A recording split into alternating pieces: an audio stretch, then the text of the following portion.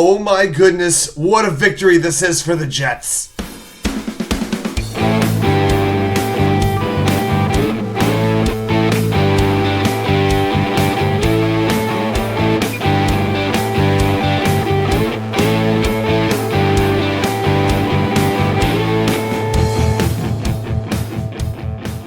And well, welcome back to New York Sports WickerMedia. I'm WA2K99. Thank you as always for taking the time to watch these videos. I have something of a voice, still holding on, and I gotta tell you folks, I did not have any confidence the New York Jets going into this week would beat the Philadelphia Eagles. Any little bit of confidence that I had, any little bit of hope I had, it really ran out when I heard that Sauce Gardner would not be suiting up for this game.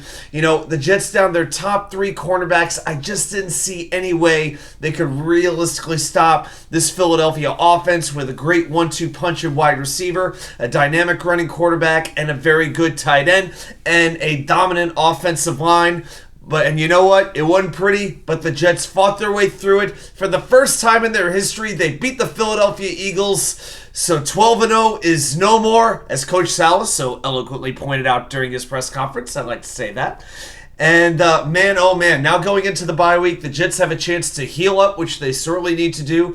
They know what has to be addressed heading into this next part of the schedule.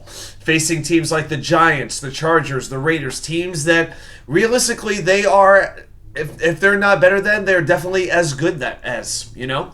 So I am super excited, and we as Jets fans, we get an extra week to sort of sulk in this victory and to live on this high, and let's watch everybody else beat each other up next weekend. Oh my goodness. So I'm going to get to my three key plays you may not recall that affected the outcome of the game. I'm also going to point out three offensive statistics and three defensive statistics that stood out to me as well. But I do want to mention a couple of team stats here to start off. So, and some of these are pretty amazing considering that the Jets did win this game. Total first downs, Philadelphia 24, Jets 17. Third down conversions. I understand if you're sick of me talking about it, but I'm going to keep talking about it till the Jets fix it. Philadelphia converted 7 of their 14 third downs, 50%. The Jets just 2 of 11. That cannot continue. Total plays, Philadelphia 69, the Jets 59. Total offensive yards, Philadelphia with 348, the Jets with 244. Defensive sacks, Philadelphia had 5, the Jets only 2, and the red zone. We talked about these teams both have very good red zone defenses, but not so good with the offense. Philadelphia definitely got the better of that. 2 out of 3 successful conversions. The Jets only 1 for 4, and of course, that final red zone conversion, we'll get to it in a moment. But a couple of stats I do want to point out on an individual level. First with the offense, Zach Wilson completing 19 of 33 passes, 186 yards. Not a fantastic game, not a bad game. Pretty similar to last week, I thought. He did have 1 or 2 excellent throws, including that sideline pass to Garrett, which he brought in, which was really nice to see. It'll be interesting to see, because it's hard to see this while you're watching the game, how many open receivers he missed. Usually you get that information a little bit later on. But Zach really was under duress for a good portion of this game. I really thought the pass blocking struggled, particularly in the tackle spots. And it was certainly a blow losing Joe Tippmann. Wes Schweitzer came in, did what he could. But no doubt, Max Mitchell, he's trying he's doing what he can. But my gosh, the way Hassan Reddick beat him at one point, it was rather scary to watch. So I thought Zach was okay. No touchdowns, no picks, but was able to move the ball up and down the field. But these red zone issues have to get figured out. Is that on the quarterback? Is that on coaching? Or maybe it's a little bit of both, really. Breecehall, 12 runs for 39 yards. Not too impressive. We knew it would be a challenge, but 5 catches for 54 yards. Very good to see that he can make an impact in the passing game. And Garrett Wilson, very gutsy performance. 8 catches for 90 yards. Very, very good game for him. On the defensive side, Quincywilliams just continues to amaze you every single week. 12 tackles, fantastic. Jermainejohnson, wow, 3 passes defensed. And don't forget, he hit Hurts' arm, which led to, I believe it was the Brycehall interception, I believe it was. Big play by Johnson. Because how often do you see a defensive lineman get multiple passes defensed? Pretty amazing. But I think probably my favorite defensive stat that the Jets had, as a team, they held DeAndre to 10 carries for just 18 yards. Super, super impressive to do that. Now, of course, Swift did have 40 yards receiving on 8 receptions. He did some damage in the passing game, not too different than Breece, but the Jets really, really did shut down that Philadelphia running game. Really, really well done.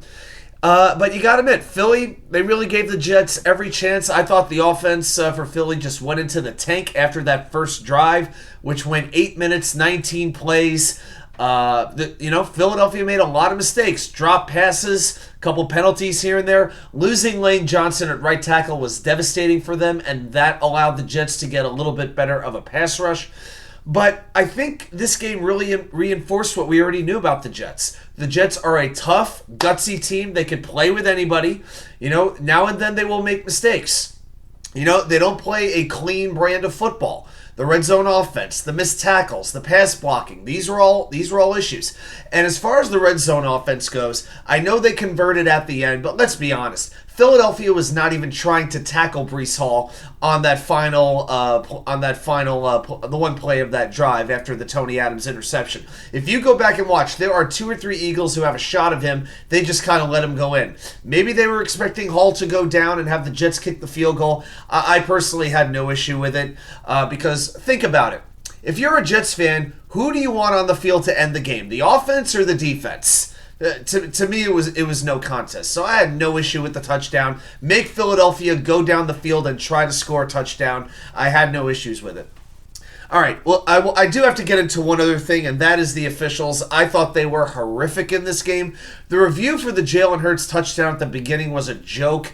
I mean, we were watching this game, the Virginia Jets fans, thinking, wait a second, they fumbled in the end zone. Are the Jets going to get this ball on the 1, or is it a touchback, or are they going to get it at like the 20 or the 20 or the 25?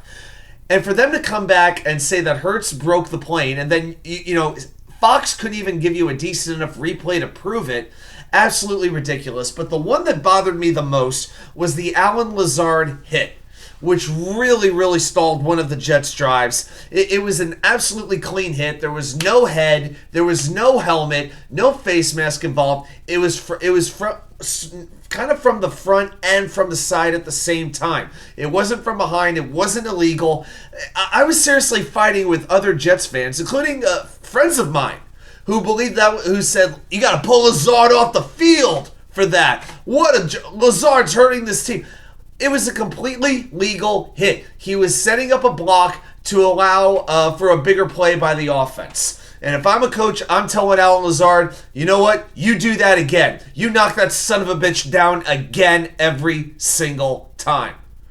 Absolutely ridiculous, some of this officiating, and I was so worried it was going to play a role in costing the Jets the game, because the way this offense is struggling in the red zone, they need everything to go right for them, it seems like. Man alive. But hey, they did what they had to do. They did just enough to win the game from an offensive perspective, but definitely some things have to get better. I want to see more Xavier Gibson. I want to see more of Jeremy Ruckert. They are capable players, no doubt about it. Ruckert only had 1 catch in this game for 8 yards, but it was a big catch for a first down. We saw Gibson on an end around. That worked out pretty well also.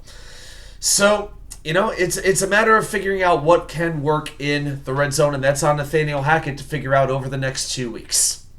Okay, well, with that out of the way, let's do our 3 key plays you may not remember that affected the outcome of the game. Now, interestingly enough, all of these plays are in the second half, and all of them are when Philadelphia has the ball. Okay, so we're going to start when there's 13:31 to go in the third quarter. Eagles up 14-9. They've got a 1st and 10 on the Jets 44. They've got 2 first downs on this drive already. And with the Jets struggling the way they have to move the ball deep in Eagles territory, it's a pretty big moment in the game.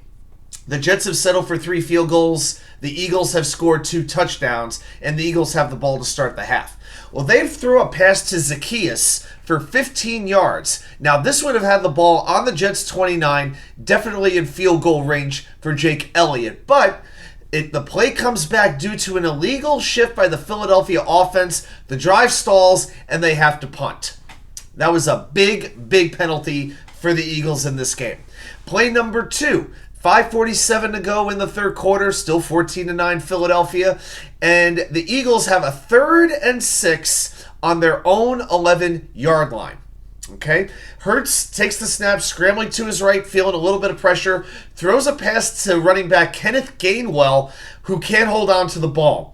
Now, he had a jet or two closing in on him, but he had a very good chance to catch that ball. He drops it, and that leads to our old pal Bradenmann coming onto the field to punt, and Kaylee Ringo interferes with the punt return.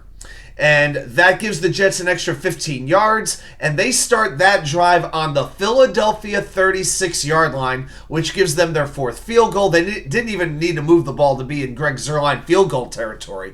But now it's a 14-12 game. And if Gainwell holds on to that catch, guys, the drive extends, and maybe the Jets don't get such good field position to start their next drive. So that was important too.